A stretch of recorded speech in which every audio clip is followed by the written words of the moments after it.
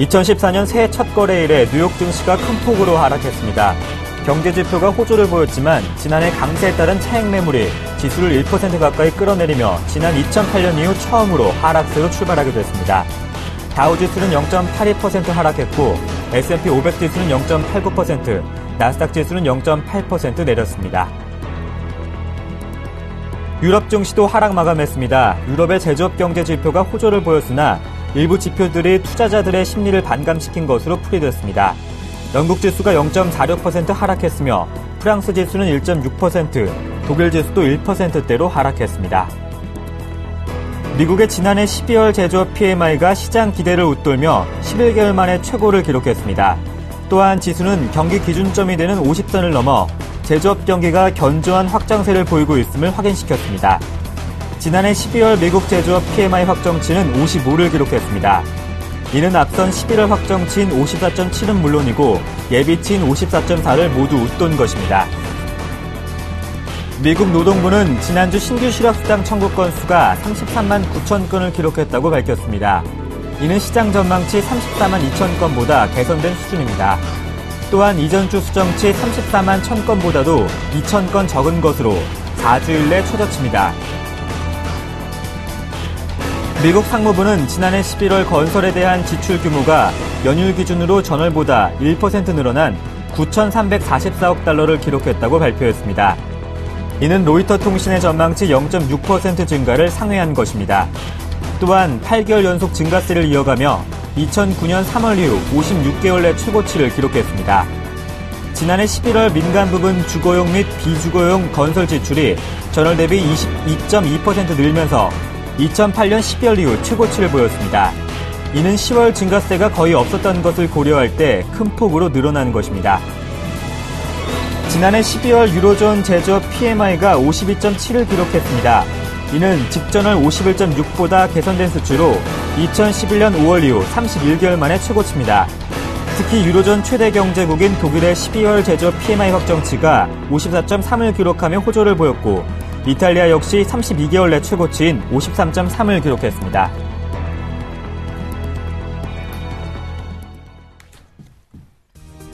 네, 안녕하세요. 굿모닝 대박 예감의 강동석입니다. 2014년 첫 거래일 뉴욕 증시는 비교적 큰 폭으로 하락했습니다.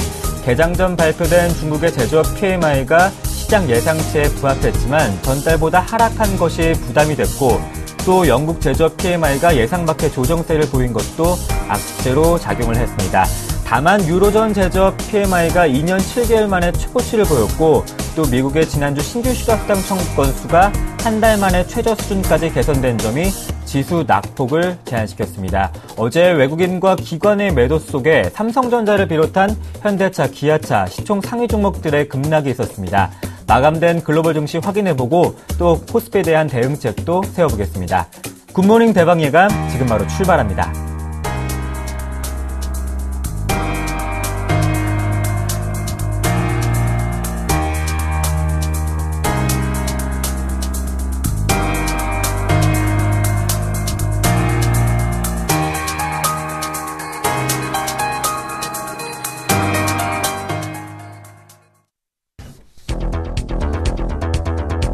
원엔 환율 100엔당 1,000원의 심리적 마지노선이 깨지며 환율 위험 속에 새해 첫날 코스피가 급락했습니다.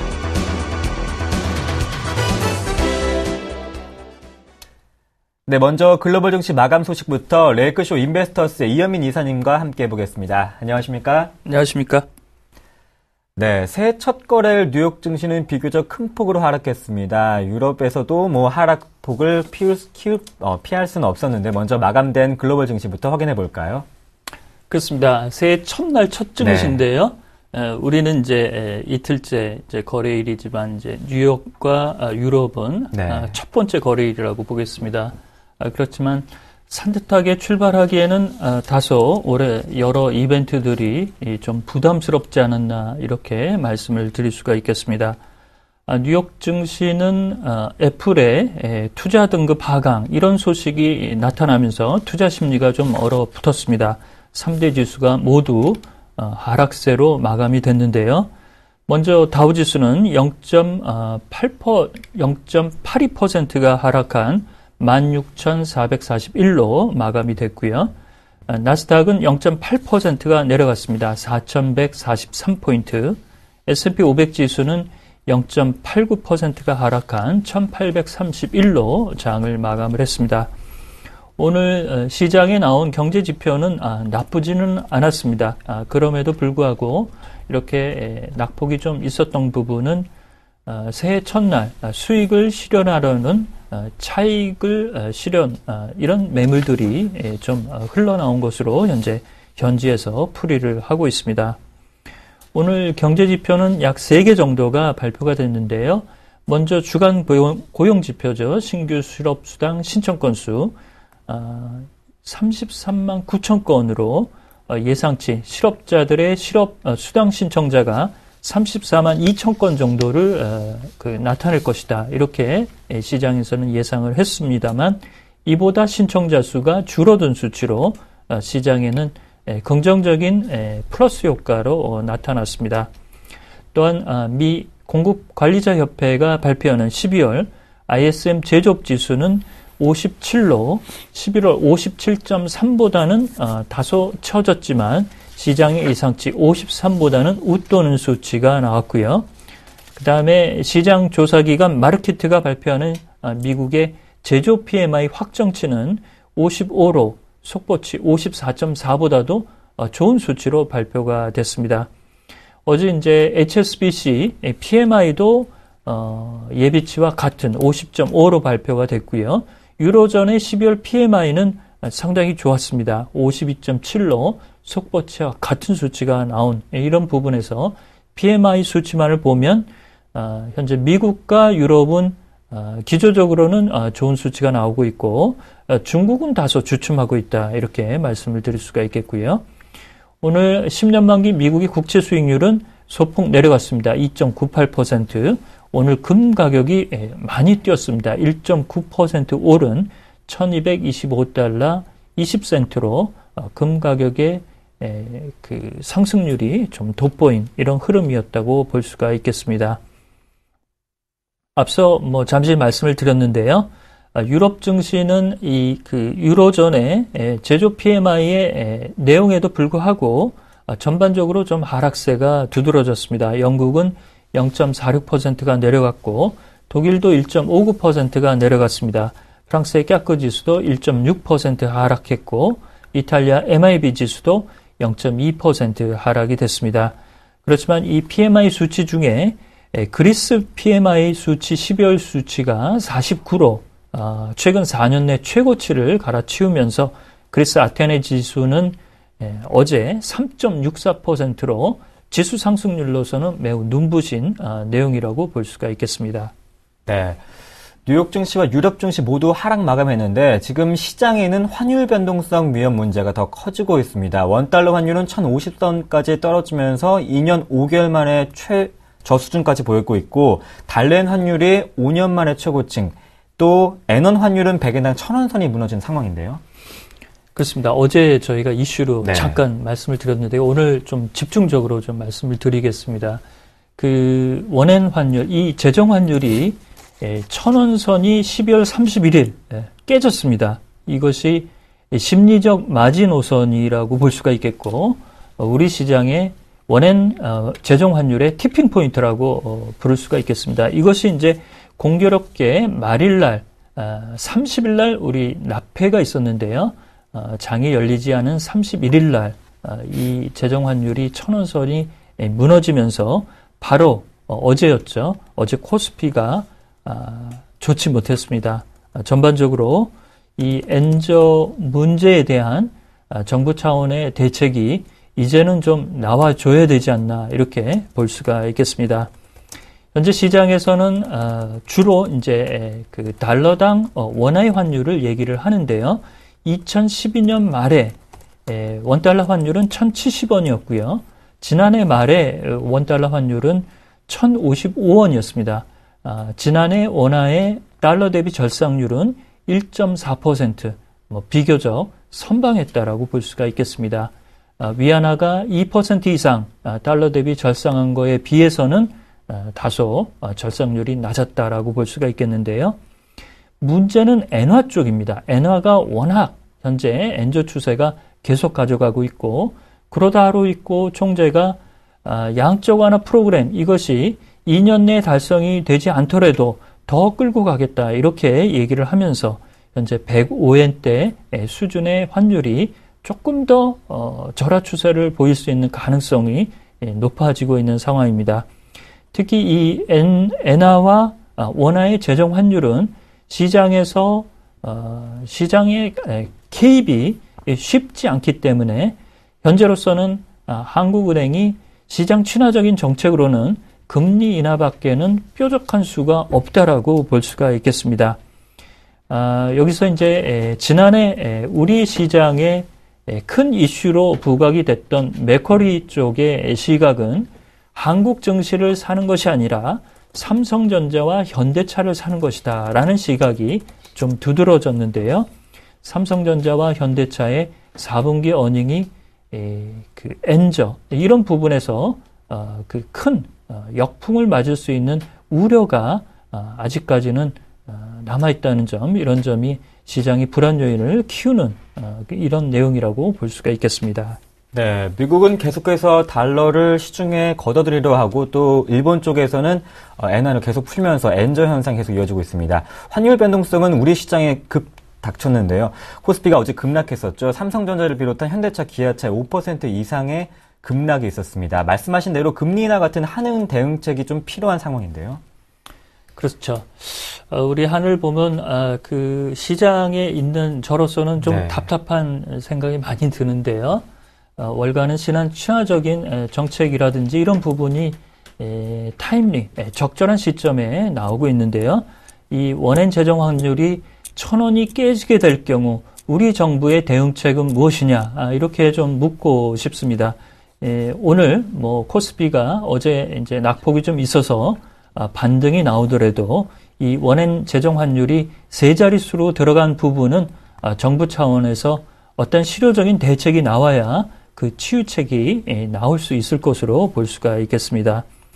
특히 성장 잠재율 이런 부분에 좀 후한 점수를 주고 있고 외국계의 시각은 여전히 한국 경제에 대해서 좋은 시각을 현재 펼쳐지고 있지만 이 엔저는 우리가 주체적으로 어찌할 수 있는 부분이 아니기 때문에 그만큼 또 리스크 부담을 크게 안는다라고 볼 수가 있겠습니다. 현재 삼성전자는 베트남 공장에 많은 부분을 할애를 하고 있고 이 달러나 엔, 그 다음에 원 이런 환율의 리스크 부담을 회피하기 위해서 현대차도 미국의 현지 공장에서 생산을 늘려가는 이런 추세로 현재 대응을 하고 있는데요.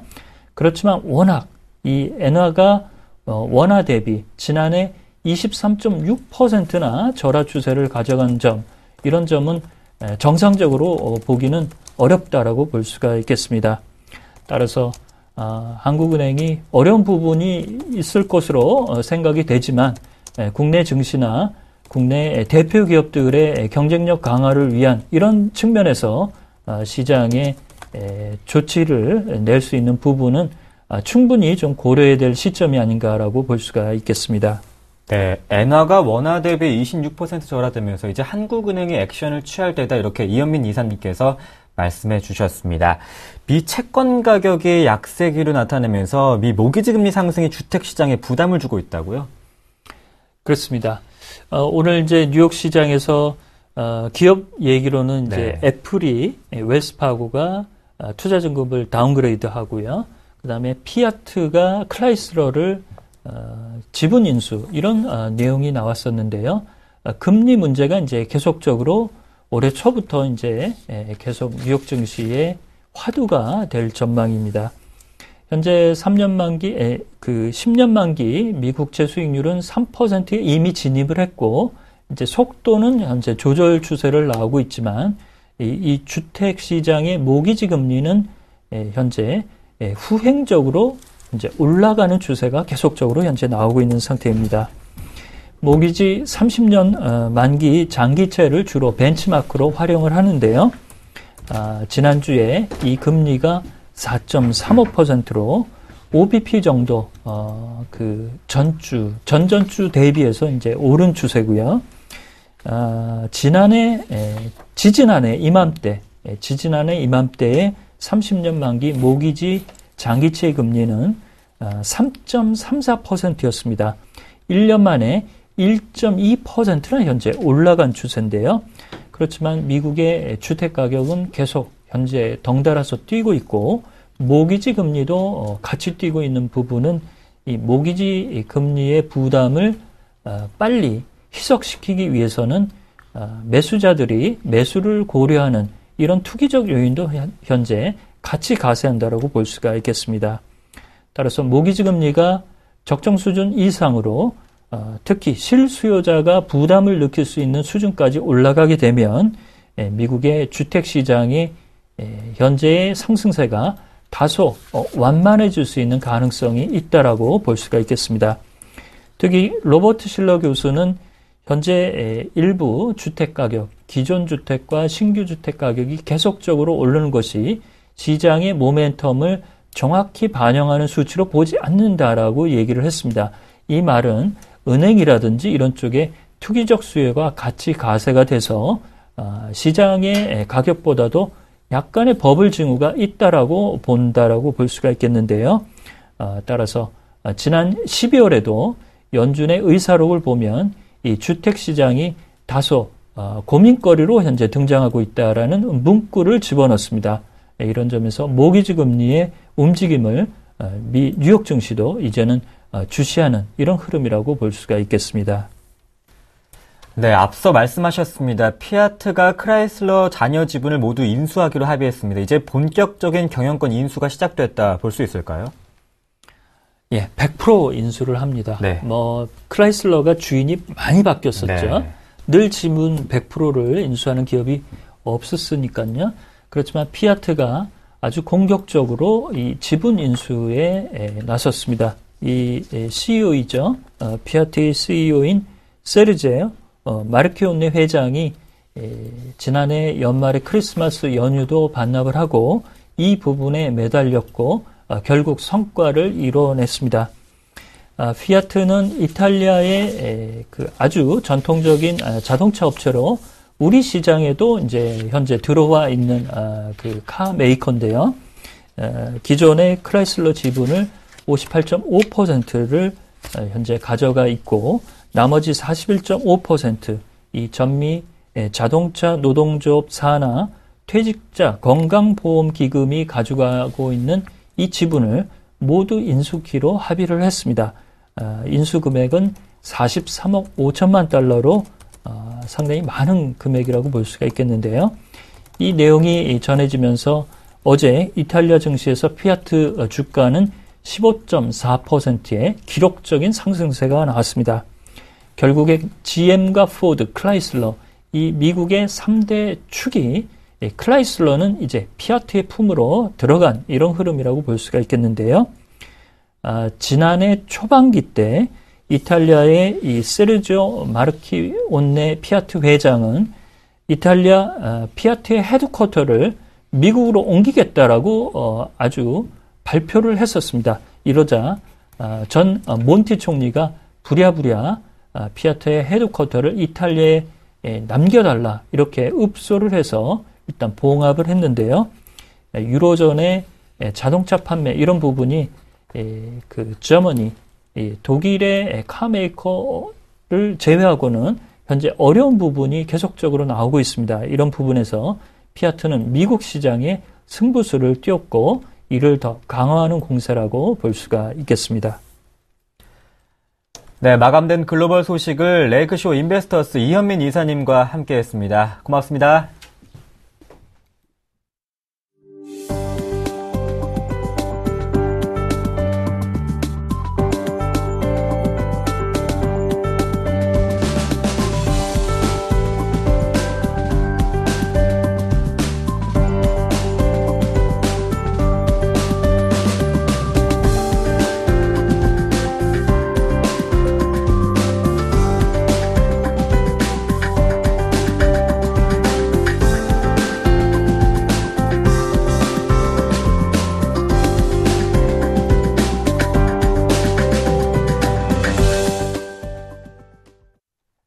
네, 오늘장 전략 시간입니다. 오늘 마지막 금요일이죠. 한 주간 정리해보고 또 특징주까지 한번 짚어보겠습니다. 유스탁의 유창희 대표와 함께합니다. 안녕하십니까? 안녕하십니까?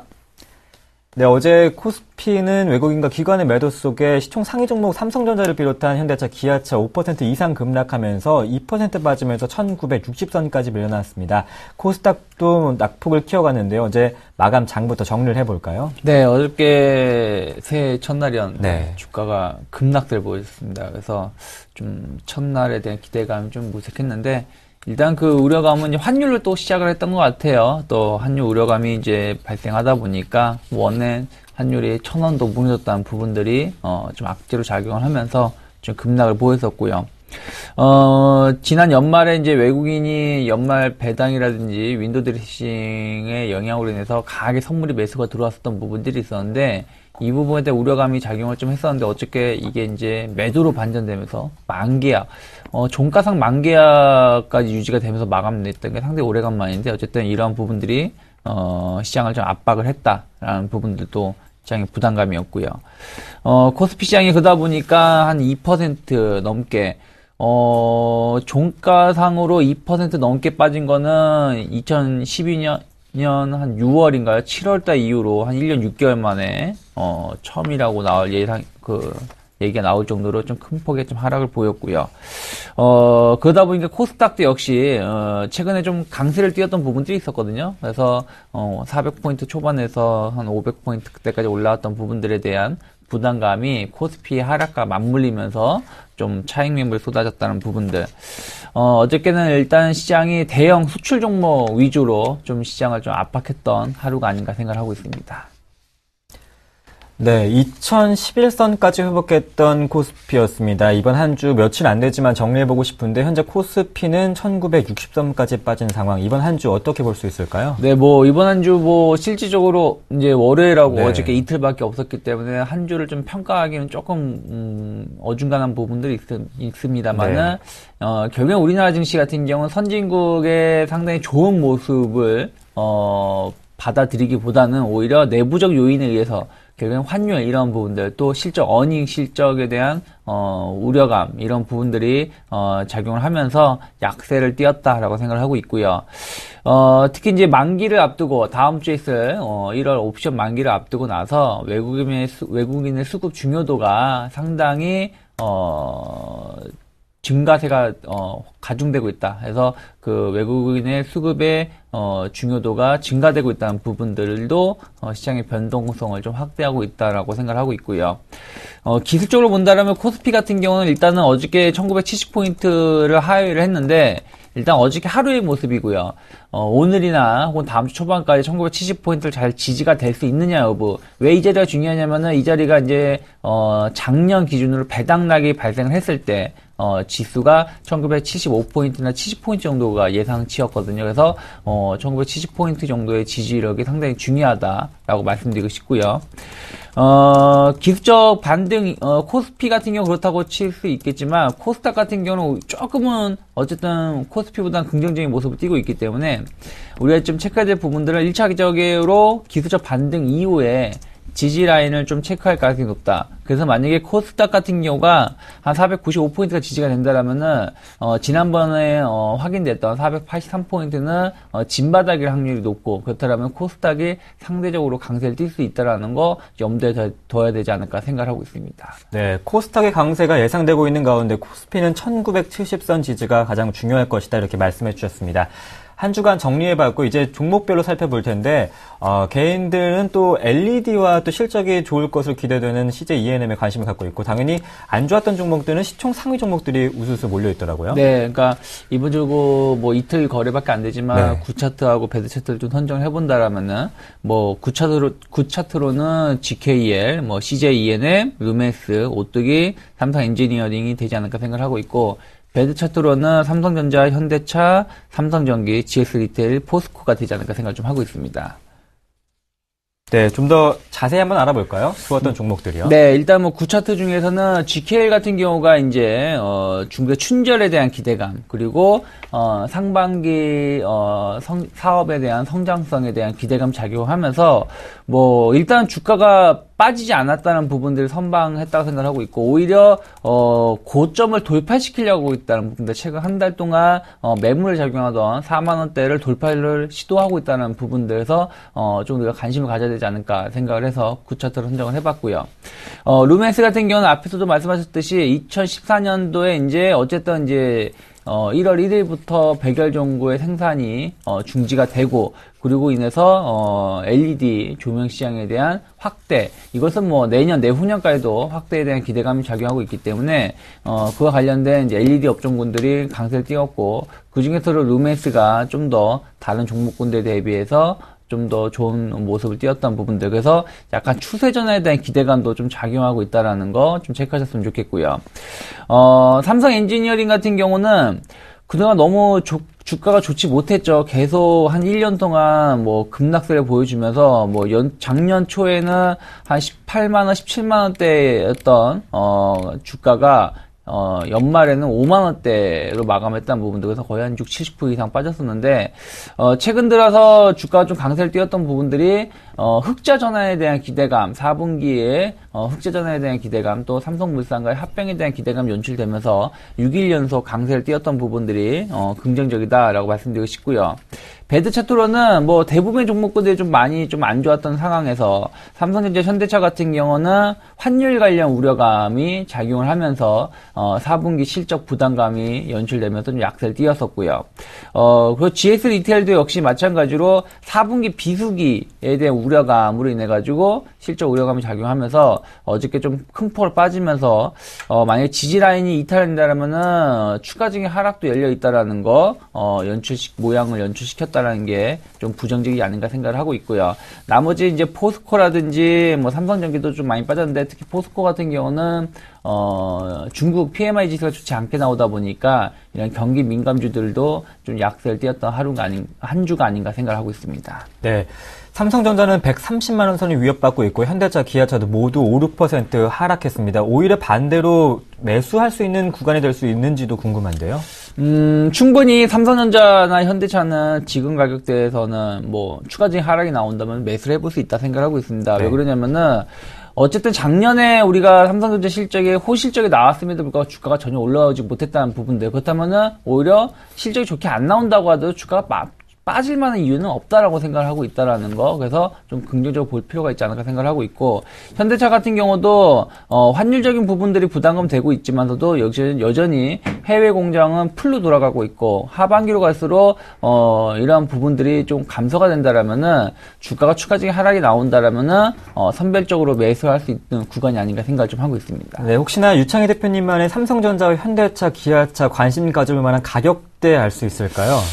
삼성전자 같은 경우는 제 생각에는 한 120만 원, 그러니까 130만 원 이탈하게 되면은 분할 매수 해보셔도 큰 문제는 없다. 그러니까 지난번에 7월달에 장중 저점을 찍었던 120만 원을 크게 하향 이탈할 가능성이 적기 때문에 120만 원 중반서부터 매수해보시면 큰 문제 없지 않을까 생각을 하고 있고요. 현대차 같은 경우도 마찬가지로 한 22만 원 정도, 그러니까 20만 원 초반에서는 분할로 접근해 볼 만하다 생각을 하고 있고요. 다만 기아차 같은 경우는 조금 현대차와 다른 점이, 기아차는 여전히 국내 시장에서 공장에서 자동차 생산하는 비중이 높기 때문에 조금은 추가적인 가격 하락이 발생한다면 지지력을 좀 확인해야 된다라고 생각을 좀 하고 있습니다. 네. 삼성전자는 120만 원 중반대에서 매수 관심 가져볼 수 있고, 현대차는 20만 원 초반, 다만 기아차는 아직까지 매수할 타이밍이 아니다, 조금 더 지지력을 확인해보자, 이렇게 말씀해 주셨습니다. 그렇다면 유창희 대표님의 차트 미인주 한번 받아볼까요? 저는 GKL을 좀 선정을 해봤는데, 일단 GKL이 1월 중국 춘절 관광객 유입에 대한 기대감, 특히 이제 올해 같은 경우는 반일 감정이 워낙에 커 있기 때문에 중국인들이 일본보다는 한국을 선택할 가능성이 높지 않을까 생각을 하고 있고, 또 그러다 보니까 중국인들의 그 게임 베팅에 드롭백이 증가 추세를 보이고 있는 상황에서 중국인들 유입의 증가는 실적에도 호재가 될 수 있다 생각을 하고 있고요. 조세에 대한 부담감으로 인해 가지고 주가가 좀 약세를 띄었었던 부분들이 이제는 해소가 되고 있고요. 오히려 신규 사업에 대한 상반기 성장성, 그러니까 예를 들어서 뭐 제주도라든지 선상 카지노 이러한 부분들이 오히려 상반기 때 집중되면서 성장성, 매출 증가가 기대가 된다 생각하고 있고, 기술적으로도 지금 41,000원 돌파를 지금 목전에 두고 있다는 부분들. 물론 이게 뭐 내일 당장 돌파시킬지 오늘 당장 돌파시킬지 모르겠지만 일단 돌파시키려고 하고 있다는 얘기는 상대적으로 강하다는 얘기고, 돌파가 되고 난다라면 신고가를 연출시키면서 새로운 상승 추세로 전환될 수 있다 생각을 하고 있기 때문에 한 41,500원, 44,000원 전후로 해서 지금 가격에 매수하시면 큰 문제는 없지 않을까 생각을 하고 있고요. 목표가격으로는 한 43,500원 전후로 1차로 보시면 되겠고, 다만 39,200원 정도가 이탈하게 된다라면은 최근 한 달 동안 지켜지던 박스권 최하단 부분이기 때문에 이 자리가 이탈한다는 얘기는 좀 더 기간 조정이 연출될 수 있다라는 거 염두에 되지 않을까 생각하고 있습니다.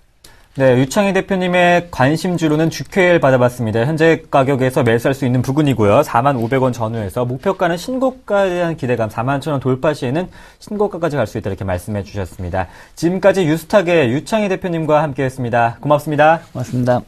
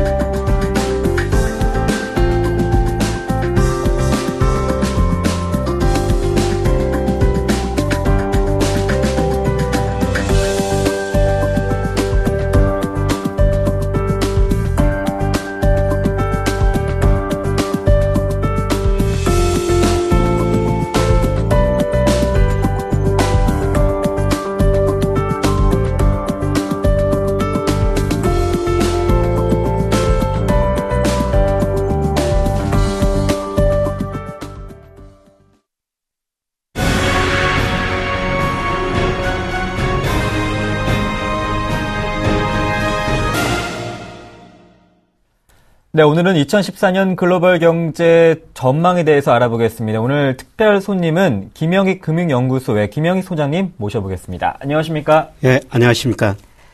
네, 먼저 본격적인 질문 드려보겠습니다. 이제 2014년 올해가 시작되면서 미국은 테이퍼링을 단행하게 될 텐데 우려와는 달리 고공행진을 이어가고 있는 다우지수 또 뉴욕 증시를 볼 수 있습니다. 오늘 장에선 조정 보였지만요. 먼저 2014년 미국 경제와 또 뉴욕 증시 전망 어떻게 보시는지 가장 궁금합니다.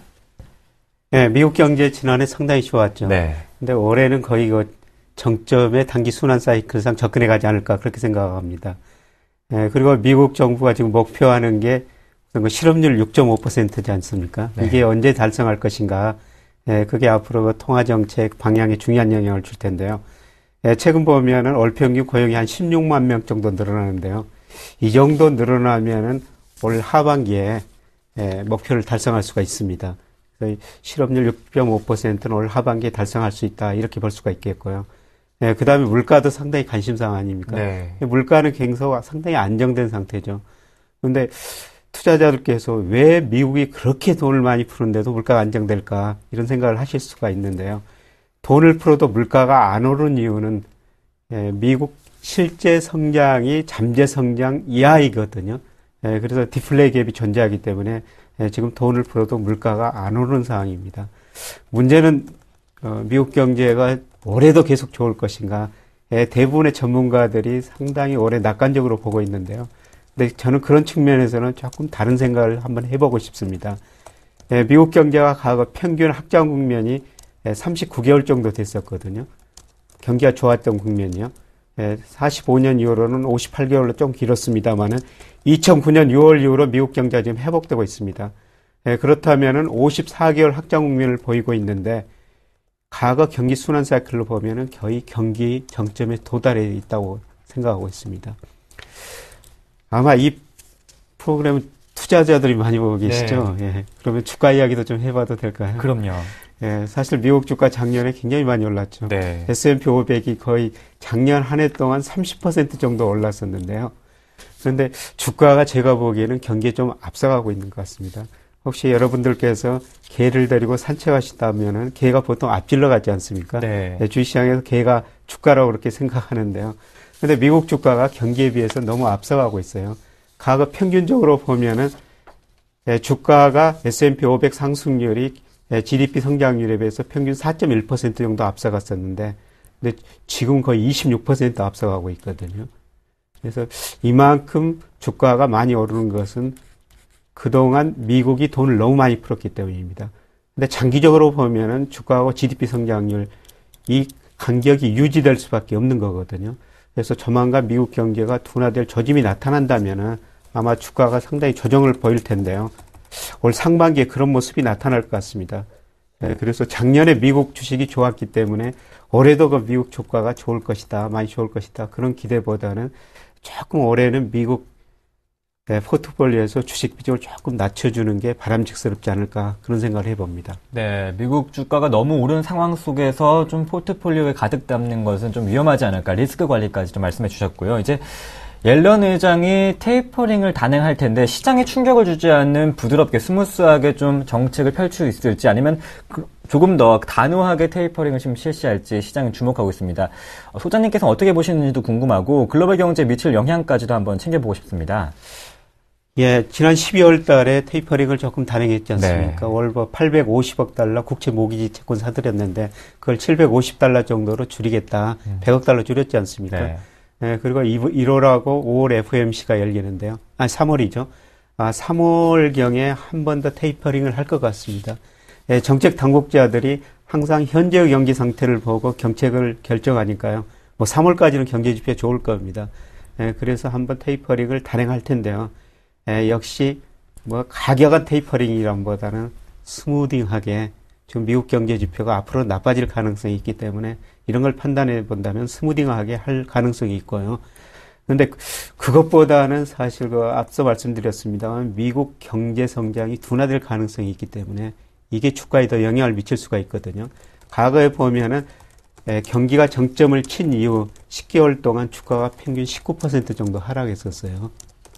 그러니까 이런 여러 가지 상황을 고려한다면은 가감한 테이퍼링보다는 완만한 테이퍼링이다, 이런 식으로 볼 수가 있겠습니다. 네, 완만한 테이퍼링을 자넷 옐런 의장은 진행할 것이고 그보다는 미국 경제 둔화가 또 주가에 악영향을 끼칠 수 있다, 이렇게 말씀을 해주셨습니다. 이제 3월 초면은 미 연방정부의 부채가 한도에 도달하게 됩니다. 또 한 번 디폴트가 예상될 수 있을지 소장님께서는 어떻게 보시는지요? 네, 저는 결론적으로는 디폴트까지는 안 간다, 네. 그렇게 말씀드리고 싶은데요. 왜냐하면 미국 이제 정부 부채가 GDP에서 차지하는 비중이 좀씩 줄어들고 있거든요. 사실 2008년 미국 금융위기 겪으면서 소비자들이 소비를 많이 줄였어요. 소비자들이 부실해가지고요. 그래서 경제가 많이 위축되니까 정부가 돈을 써서 경기를 부양했죠. 그래서 정부 부채가 많이 늘어났습니다. 작년 2분기에는 GDP 대비 101%까지 늘어났는데요. 지난 3분기에는 99%로 약간 줄어들었거든요. 그러니까 민간 쪽에서 소비도 하고 투자 좀 하면서 경제가 성장하면서 세금이 거치니까 지금 부채가 줄어들고 있는 것이죠. 이런 걸 보면은 가감하게 정부 지출을 줄일 가능성도 낮지만은 또 정부 지출 여기서 부채 상한화 협상, 부채가 상대적으로 줄어들고 있기 때문에 공화당에서 크게 문제는 걸지 않을 거라고 생각하고 있습니다. 이런 식으로 보면은 거기 합상 과정까지 가는 과정에서 조금 논란이 있어 보입니다만은 결국 디폴트까지는 가지는 않는 상황이다, 이렇게 보고 있습니다. 네. 정치적 대립은 있겠지만 디폴트 우려까지는 가지 않을 것이다, 이렇게 좀 긍정적으로 평가를 해주셨고요.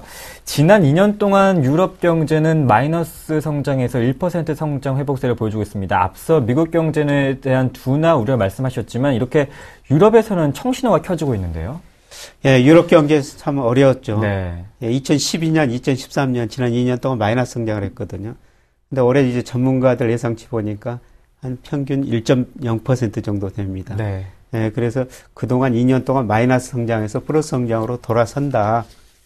예, 근데 정말 이것 가지고 유럽 경제가 회복된 것이냐, 그렇게 판단하기는 힘들고요. 예, 지난 2년 동안 마이너스 성장에서 약간의 플러스 성장으로 돌아선다. 예, 그렇게 보시면 될 것 같습니다. 조금 더 멀리 보면요, 유럽의 최종 목표는 재정동맹이거든요. 예, 미 합중국처럼 재정동맹으로 가자, 이런 목표를 세우고 있습니다. 근데 여기까지 가기에는 상당히 저희가 보기에는 시간이 걸릴 것 같고요. 지금 은행 동맹 가지고 토론하고 있습니다만 은행 동맹이라는 게 뭐냐면은 유럽 은행들을 총괄할 수 있는 은행 감독 기구를 하나 만들자. 그래서 여기서 유로의 중앙은행 주요 은행의 예금을 유로화로 보장해 주자. 이런 이야기인데요. 사실 독일이 처음에는 말도 하지 말자. 네. 굉장히 반대를 했거든요. 지금 논의해 보자 그런 상황입니다. 그런데 유럽 사람들 보면은 정상회담, 뭐 재무장관 회담 이런 건 참 많이 하는데요. 결론도 별로 없고 행동은 더욱 느리거든요. 네. 예, 그래서 재정 동맹까지는 상당히 시간이 걸린다 이렇게 보시면 될 것 같습니다. 그래서 여러분들이 앞으로 금융시장, 뭐 주식 투자, 외환 투자 이런 걸 할 때 유럽은 그냥 좋아졌다 나빠졌다 그런 과정이 반복된다. 유럽은 한 상수항 정도로 그렇게 예상하고 앞으로 대응하시는 게 좋을 것 같습니다. 네. 어제 시장을 가장 뜨겁게 달궜던 것은 환율 변동성이었습니다. 달러엔 환율이 5년 만에 최고치였고 또 엔원 환율은 100엔당 1,000원 선이 무너진 상황인데 상대적으로 엔저 형상이 계속해서 지속되는 가고 있는 가운데 니케이 지수는 아시아 증시에서 좀 특별하게 상승하고 있습니다. 일본 경제의 향후 또 전망에 대해서 한번 들어보고 싶은데요. 예, 일본 경제가 이제 디플레이션을 탈피하는 게 이 사람들의 목적이거든요. 네. 예, 디플레이션이라는 게 뭐냐면 물가가 지속적으로 하락하는 현상이죠. 90년대 일본 버블이 붕괴되면서 그런 현상이 나타났는데요. 예, 물가가 하락하다 보니까 사람들이 소비를 안 했거든요. 예를 들어 제가 여기 컴퓨터에 있습니다만 네. 이 컴퓨터를 하나 사고 싶은데 2달 후에 가격이 떨어진다고 생각하면 좀 사는 걸 미루거든요. 네. 근데 2달 후에 또 사려고 가봤더니 또 떨어진다고 생각해 보면 꼭 필요하지 않다면 또 사기를 미룹니다. 네. 계속 떨어지니까요.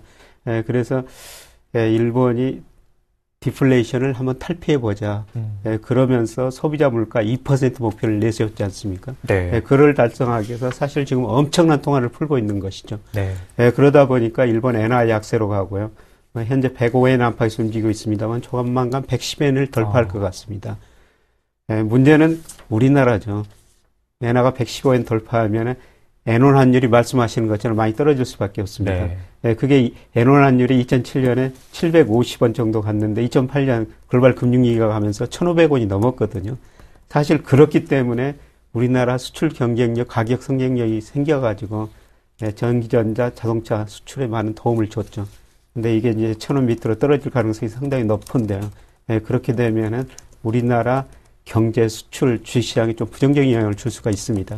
특히 이거 주식시장 측면에서 보면은 엔원 환율이 5개월 내지 10개월 정도 시차를 두고 우리나라 주식시장에 부정적인 영향을 많이 주거든요. 아마 작년 말부터 엔원 환율이 지금 많이 올라가고 있기 때문에 이런 효과들이 올 상반기에 나타날 것 같습니다.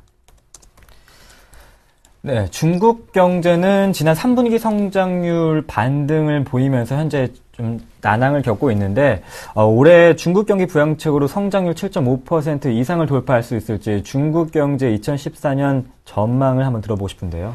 중국 경제는 7.5% 그 정도는 충분히 성장할 가능성이 있어 보입니다. 근데 중국 경제의 문제점은 뭐냐면은 그동안 10% 성장하다 성장률이 한 단계 둔화됐거든요.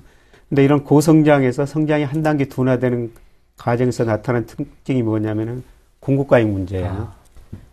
중국 사람들이 그동안 고성장할 때 기업들이 엄청나게 투자를 했거든요. 근데 수요가 줄어들다 보니까 이제 공급 과잉 문제가 등장하는 거죠. 그래서 이 과정에서 기업이 부실해지고 은행이 부실해지고 구조조정을 한번 거쳐야 되는 것이죠. 사실 우리나라 투자자들이 2007년, 2008년에 중국 관련 펀드, 물론 금융회사들이 잘못이 더 큽니다만은 많은 펀드를 들었는데 지금도 투자자들께서 그거 어떻게 해야 되느냐 이렇게 여쭤보시는 분들이 있는데요. 저는 아직까지는 큰 희망을 갖지 않으시는 게 좋을 것 같습니다. 이렇게 말씀을 드리는데요. 이런 과정에서는 주가가 못 오르거든요. 예를 들어 우리나라와 비교해 보면요. 우리나라가 80년대 한 10% 성장하다가 88년 올림픽을 거치면서 그 이후로 7% 안팎으로 성장이 둔화됐거든요. 고성장하다 성장이 한 단계 둔화되니까 기업이 부실해지고 은행이 부실해지면서 결국 우리가 97년에 IMF 경제위기를 겪지 않았습니까? 중국도 2008년 이전까지는 10% 성장했어요. 이제 7%대 성장하면서 수요가 부족하기 때문에 공급 과잉 문제로 기업이 부실해지고 은행이 부실해집니다. 이럴 때는 주가는 계속 왔다 갔다 박스권입니다. 이런 것들이 제가 보기에는 2017년까지 한번 더 지속될 것 같고요. 그리고 부실이 쌓이면 결국 한번 처리하고 넘어가야 되거든요. 아마 2017년 전에 중국이 부실을 처리하지 않을까 이렇게 생각됩니다. 네. 이때 가서야 비로소 중국에 투자하는 게 좋지 않을까.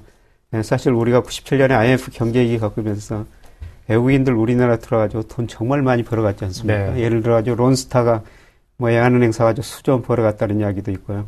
그 다음에 이 당시 삼성전자 주가가 뭐 3만 원 안팎이었었거든요. 그게 한때 150만 원까지 갔지 않습니까? 이때 2017년 전후에 가서 비로소 중국 투자하면 돈을 벌지 않을까 이런 생각이 듭니다. 물론 지금은 중국이 자본시장을 자유 안 했기 때문에 중국에 투자하기 쉽지 않은데요. 아마 이 무렵 가면은 중국의 자본시장이 거의 개방될 겁니다. 중국의 목표는 그동안 사실 제조 강국에서 이제 금융 강국으로 가보자는 겁니다. 네. 그리고 중국이 목표하는 게 유한화의 국제이기 때문에요. 자본시장을 자유화할 수밖에 없거든요. 그래서 아마 이 무렵 가면은 우리가 중국 가서 채권, 주식, 부동산도 살 수 있을 것 같습니다. 네. 그래서 이때 가서 중국에 본격적으로 투자하는 거지 그 이전에는 중국에 본격적으로 투자할 시기는 아니지 않는가 이런 생각을 해봅니다. 네, 중국의 본격적인 재회복 시기를 2017년으로 보셨습니다. 그렇다면 성장 모멘텀은 어디서 찾을 수 있을까요? 앞서 말씀하신 금융 쪽에서 찾을 수 있을까요? 예. 그러니까 중국이 그동안 투자 중심으로 성장했는데 네. 그러다 보니까 가행 투자 문제가 발생했거든요.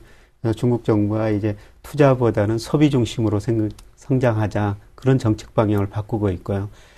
그리고 조금 더 멀리 보면 이제 금융 강국으로 가보자 이게 목표니까 아마 자본시장 발전이 크게 이루어질 것 같습니다. 근데 이게 우리나라에 주는 영향도 상당히 클 것 같은데요. 사실 우리나라 요새 국채 보면은 중국 사람들이 계속 사고 있거든요. 지금 우리나라 수출 비중에서 중국 비중이 26%고 미국 비중이 11%인데요. 2000년에 중국 비중 11%, 미국 비중이 22%였거든요. 지금 완전히 역전된 상황이죠. 네. 앞으로 우리나라 금융시장에서도 지금 중국 비중이 외국인들이 우리나라 국채 12%, 미국이 22% 가지고 있는데 5년 이내에 중국 사람들이 우리나라 국채를 미국 사람보다 더 많이 가지고 있을 겁니다. 그래서 그동안 실물이 우리 경제에 중국이 많이 영향을 줬는데 금융 부분이 우리도 중국 가서 벌 수 있는 기회가 될 거고 또 중국 사람들이 우리나라 국채 사면서 우리나라 금융시장에 많은 영향을 주는 이런 시대가 앞으로 도래할 겁니다. 네, 좀 자유로운 금융거래가 이루어지는 시기가 오게 된다면 중국 경제 발전이 있을 것이다 이렇게 말씀해 주셨습니다. 끝으로 우리나라 경제 전망과 또 증시 분석도 한번 들어보고 싶은데요. 네, 올해 한국은행에서 우리 경제가 3.8% 성장한다. 작년에 2.8%로 보고 있거든요. 그러니까 정부는 3.9% 목표를 내세우고 있는데 제가 보기에는 좀 낙관적이지 않느냐 이런 생각을 합니다.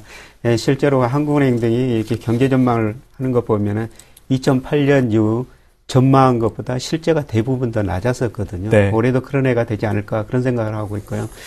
저는 올해 3% 안팎 정도 성장할 것이다. 구조적으로 우리 경제가 저성장 국면에 들어섰거든요. 가끔 투자자들께서 최근에 돈 벌기 상당히 힘들다. 네. 주식도 안 되고 부동산 돈도 안 되고 또 은행에다 놔도 금리가 낮고 또 세금 내야 되고 상당히 힘들다. 그만큼 자산 가격의 수익률이 낮아진 것은 우리 경제가 구조적으로 저성장 국면에 들어섰다는 거죠. 앞으로 우리 경제가 3% 안팎만 성장해도 잘한 성장이다. 올해도 아마 3% 정도 성장할 가능성이 높아 보입니다. 그래서 이런 측면에서 보면은 사실 주가가 추세적으로 오르면 좋겠는데요. 네. 이렇게 저성장 국면에 들어서 하면은 또 주가도 왔다 갔다 제자리 걸음이거든요. 예를 들어 작년 한 해만 보십시오. 작년 한 해 거의 주가가 변동이 없었어요. 변동이 박스권 변동이었거든요. 올해도 그런 모습이라고 보시면 될 것 같습니다. 그래서 연초에 지금 주가가 하락하고 있습니다만은 아마 여기서 좀 더 하락하겠죠. 이달 중순까지는 좀 더 하락할 것 같은데요. 근데 엔저 충격 효과가 조금 가시면서 저는 올 전체적으로 보면은 1월 중순에서 3월까지는 한번 좋은 장이 있으리라고 지금 보고 있습니다. 네. 그리고 나서 2분기에 또 미국에서 주가 하락하고 엔약세 여러 가지 효과가 나타나면서 2분기는 정말 좀 어려운 장이 한번 전개될 거라고 보고 있고요. 전체적으로 보면은 올해도 우리 주가가 추세적인 상승보다는 박스권이다. 그래서 이런 국면에 따라 가지고 정말 대응을 잘 하시는 게 좋을 것 같습니다. 과거에 주가가 추세적으로 오를 때는 좋은 주식 사가지고 무조건 기다리면은 최고 수익률을 낼 수가 있었는데, 물론 일부 종목은 그러겠습니다만은 대부분의 박스권이다 이렇게 보시면 될 것 같습니다. 네. 마지막으로 그러면 증시 대응 전략을 간단하게 한번 들어볼까요? 예. 저는 1월 중순까지는 좀 더 조정 거칠 때인데, 네. 1월 중순에 사가지고 3월 중순쯤에 한번 파시는 것도 괜찮을 것 같다. 네. 예, 그리고 2분기는 정말 그 리스크 관리를 잘 하시는 게 좋을 것 같고요. 예, 그리고 연말 가서 좀 반등하겠습니다만은, 예, 기본적으로 추세적 상승보다는 박스권 장세이기 때문에 이런 국면에 따라 가지고 사실 그 주식, 현금, 채권, 포트폴리오 조정하는 게 좋을 것 같고요. 예, 단기적으로 보면은 주식 비중은 이번 조정 국면 때 조금 늘려가는 게 좋을 것 같고, 네. 예, 2분기에는 채권이나 현금 비중을 좀 늘려가는 게 좋을 것 같습니다. 네, 1분기에는 좀 투자를 해서 2분기에는 좀 관망장세로 지켜보자 이렇게 말씀해 주셨습니다. 지금까지 김영익 투자연구소의 김영익 소장님과 함께 2014년 증시 대전망까지 살펴봤습니다. 고맙습니다. 네, 고맙습니다. 네, 1월 3일 굿모닝 대방 예감이었습니다. 시청해주신 여러분 고맙습니다.